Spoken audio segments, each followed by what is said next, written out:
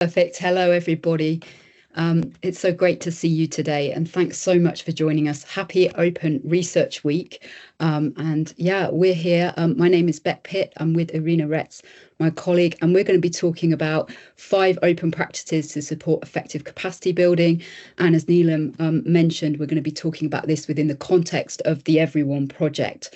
And thanks so much to Neelam and Emily as well for their support and for inviting us to participate as well. It's really good to be here. So what we're going to do today is we're going to start off with a brief look at the Every1 project, the aims, what we're doing, just to put this in a bit of context here. And then we're going to talk through 5 different kind of open practices. So we're going to talk about things like open licensing, but talk more about also openness in a broader sense. So things like transparency and inclusion and the different types of activities and ways that we're doing things within the project to kind of support that and enable the Every1 project to meet its goals.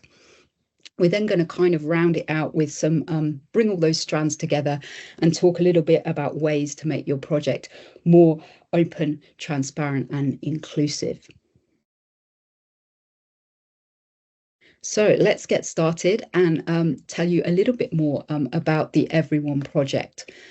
So the Every1 project is a 3.5-year long project. It's Horizon Europe funded, and we're kind of on the home straight now. The project will be ending in April 2026. But over the past couple of years and currently, what we're doing is really focused on enabling and supporting everyone to participate in the digital energy transition.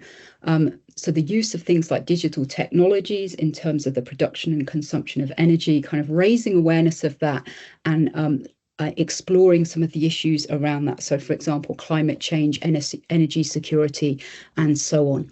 We're working with 10 other project partners from across Europe. So there's 11 organisations in total involved in this work, and that includes universities like ourselves, like the Open University, but also non-profits, consultancies, membership organisations and SMEs. So a real mix of different people and organisations involved in this exciting project.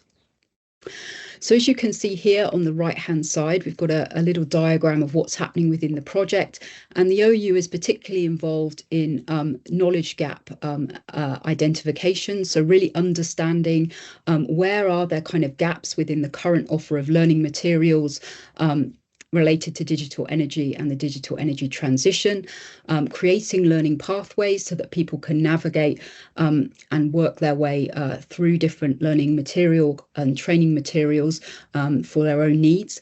And then also our involvement and input into the actual development of the learning materials themselves. And that's going to be the kind of focus of today's discussion.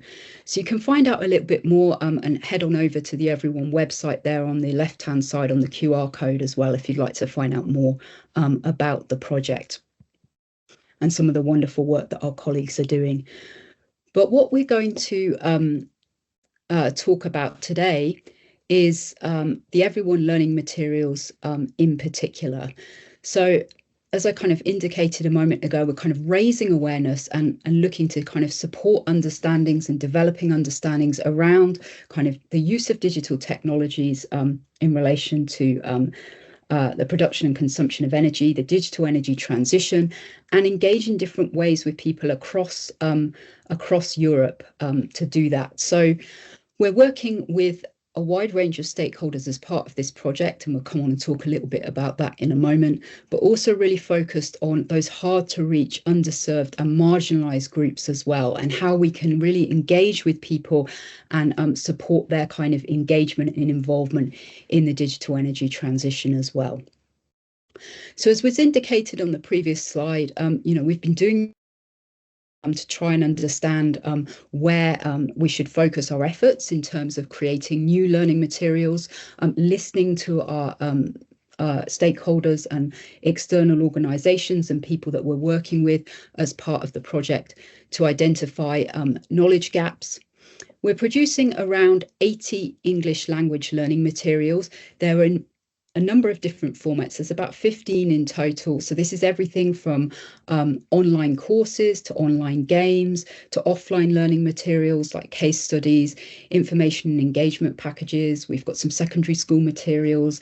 We've got our digital energy essentials online courses, which are on our Open Learn Create platform, and we've got a MOOC. So there's all kinds of things in the mix there. So it's very exciting. And many of these resources are being translated as well into different languages. Obviously, these are aimed at different audiences and levels. We're aiming to reach citizens and stakeholders across Europe. So, really need to make sure that we're addressing different people's needs there.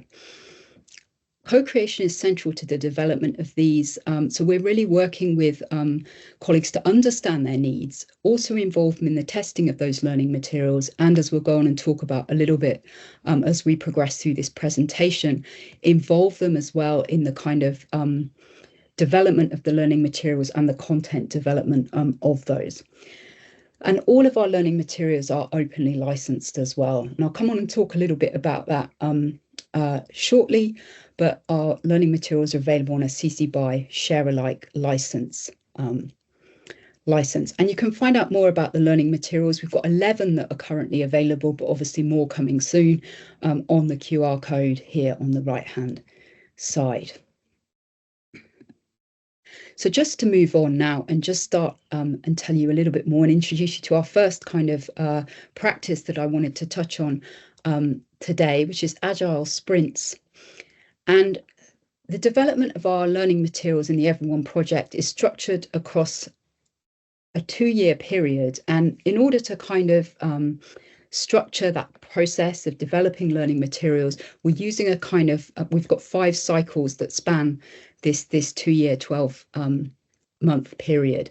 And this kind of approach provides a clear structure and specific points for us to engage both with people within the consortium around the development of those learning materials, but also give a very clear indication of when certain things will take place, such as testing and showcasing learning materials. So really kind of supports our communication as well with external stakeholders. So we have this kind of structure across the period where we're producing the learning materials, and there's some flex obviously within that to accommodate different things. So within that, we're also then using kind of sprint methodologies to create these learning materials. So these have been used really successfully on other projects and initiatives, both here that I've been involved in and elsewhere, and externally as well, have been really used to successfully create OER as well, open educational resources or openly licensed content in other contexts. I'm thinking particularly of places like British Columbia, where the open textbook development and stuff like that's quite often use sprint methodologies to rapidly create content and bring people together to do that. So really it's about that time-bound structured approach that we're using within the project that enables people to develop content quickly, enables us to engage with colleagues, that has this kind of iterative and flexible approach, and enables us to kind of work together and really bring kind of people together. And we'll talk a little bit more about that shortly. I'll now hand over to Irina. Thanks. Thank you, Beck. So to prepare for the Open Research Week, we conducted reflective interviews with consortium partners to think together and identify what kind of capacity building practices we've had so far in the project, and think together as to how it affected the partners and how it has affected the ecosystem so far. So once we identified the sprint methodology as a capacity building practice, we also asked partners, well, what impact has it had on you so far? And partners said, well, having this abundance of materials, and we need to develop over 80, as Beck mentioned, was alarming in the beginning, and no one was really sure how to approach this. And the cycles were not in a proposal, so it's something that we introduced to the project. But dividing the development of those 80 materials, and they also, each of them needs to be tested, they need to be translated into multiple languages. So dividing that process into short time-bound cycles allowed manageable process and continuous improvement, because we incorporate the feedback from the ecosystems following each cycle. And this practice also helped to engage partners, especially those not directly responsible for the final outputs. It clarified responsibilities and timelines. And it also had a cascading effect on the ecosystems. They also benefited. So they reviewed content in stages instead of all at once. So it also made this process manageable for them. And this iterative process kept them engaged and ensured that with the next cycles, we also meet the evolving needs of the ecosystems. And of course, it's not as rosy. So there have been some challenges along the way. So the key challenge with the agile sprints is working against very tight deadlines. So it seems that we have, 2 years to do this work, but if you take into consideration that every material needs to be tested with ecosystems, this feedback needs to be incorporated, it needs to be translated, it doesn't seem that long anymore.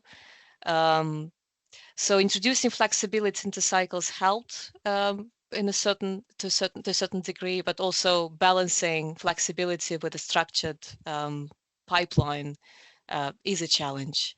But yeah, considering the benefits and the fact that it made the process manageable, it was an impactful capacity building practice, I would say. Thank you, Beck. Yeah, we can go to the next practice.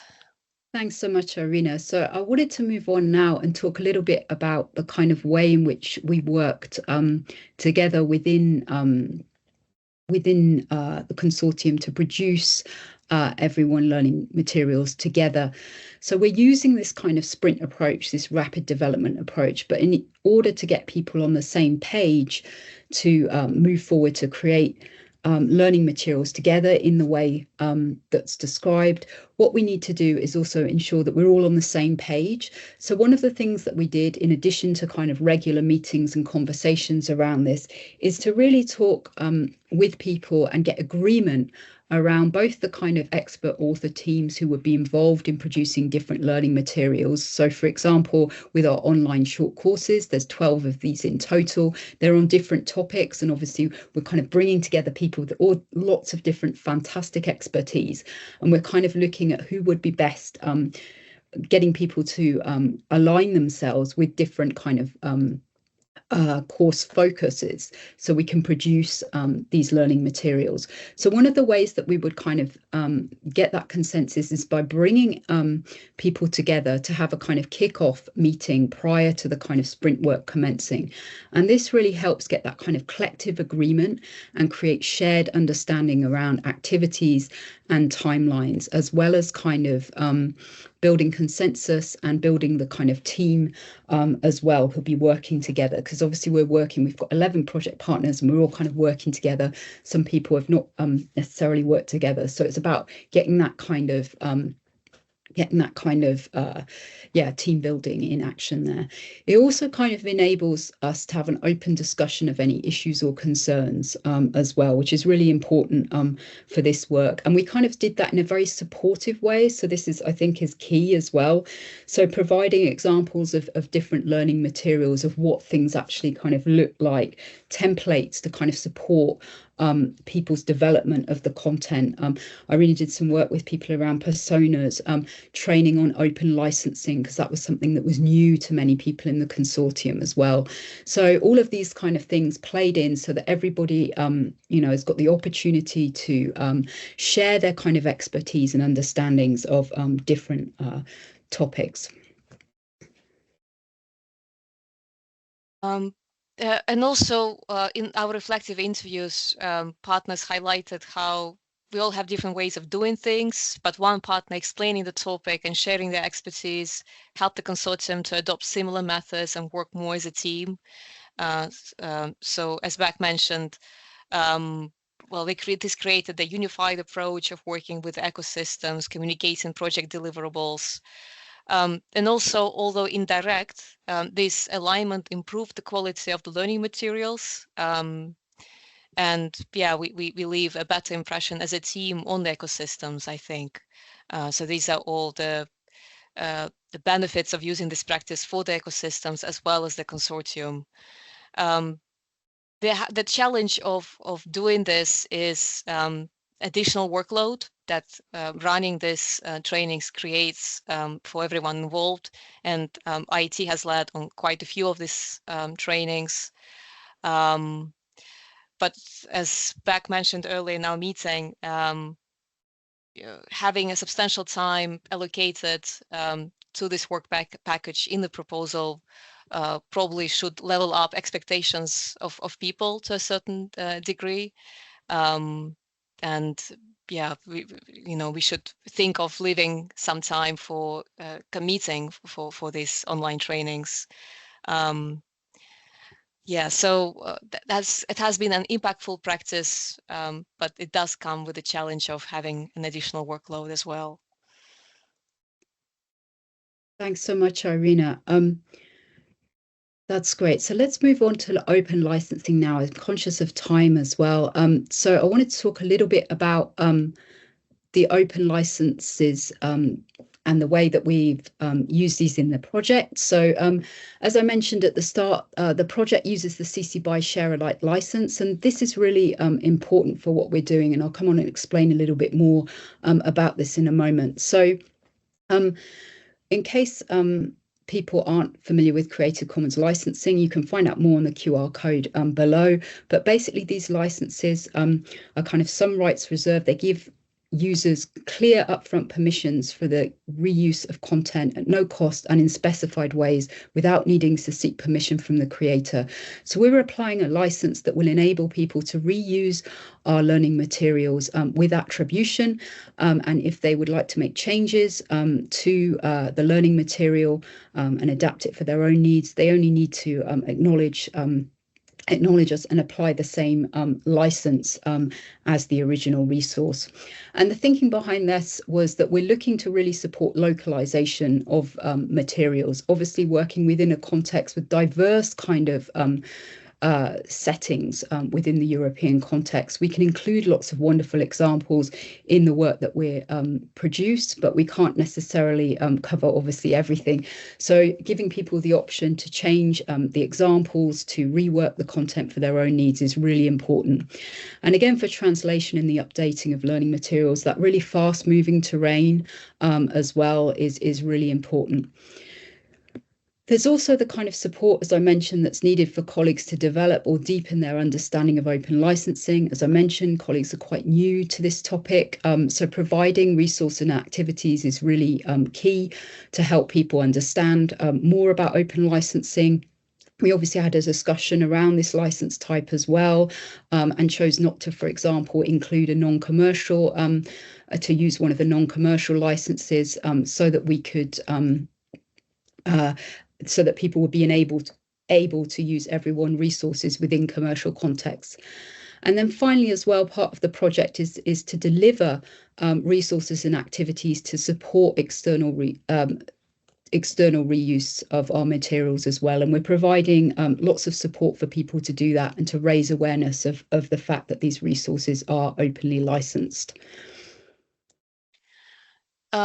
In our reflective interviews, one partner noted that how using open licensing from the start allows the learning resources that we create to be used immediately upon release, as ecosystems hold their own information events and they're happy to have other trusted sources. And with other types of licenses, there's sometimes an embargo, for a couple of years, you cannot use certain material, but that's not the case with openly licensed materials. And there was another quote which I thought was quite powerful around the fact that the project is funded by EU taxpayers' money, and publicly funded outputs should not be locked behind a paywall. So having an open licenses does have these ethical implications as well, and it creates a world that's more just for everyone involved. Then there is another capacity building practice that we championed in IT within the project, and that's storytelling. So what is storytelling? If we go to the next slide, it's well, as with many approaches in education these days, it's a learner-centered teaching. So learning is at the center of materials. And we do this by developing a narrative or journey that will resonate with different learners. So we involve reflective questions, we use real-world examples, share our own stories with energy digitalization. And since we have different types of materials that we develop in the project, this particular approach was used with articulate presentations, so short interactive presentations about different aspects of energy digitalization. And we almost followed elements. We built it as if we are writing a novel. So there is introduction and exposition where we introduce the aims of the material and set out a motivation as to why we are writing this. Then there is a rising action where we sort of touch upon a conflicting question. We use a reflective question for that. And quite a few materials that we are designing, they are on questions that are quite topical and where there is, conflicting evidence online. So one such material, for example, is busting energy myths, which I found really useful. I know, for example, there is a myth as to whether living devices plugged in substantially uses energy even when they're off. And if you search online, you sometimes find conflicting answers to this question. So using a reflective question, we sort of directly ask, do you think that uses a lot of energy at home? And then as the material develops, we answer this question. So there is a climax and then a conclusion. So we try to follow with some topics, we try to almost write materials as if we would write a novel. And this creates a more engaging experience, both for people writing the materials and for people who would be learning from them. This approach helps reflect different audiences and motivations. But it's also an opportunity to draw on consortium expertise and understanding as this approach involves real-world examples. Interestingly, one partner noted in reflective interviews how using storytelling in materials writing helped her think about how she'll share her own research. So in research dissemination, she also tries to talk about her own research as if she was telling a story. So that had a personal impact on that person. I guess the challenge of using this approach might be, and that's what we heard from some partners, that it doesn't work with all topics, but especially the most technical ones. But it does work for quite a range of topics. So that was a useful practice. Thanks so much, Irina. So I'm conscious of time because I know we need to leave a little bit of time for questions here. So we're just going to touch on the final practice here. So this is You Said We Did.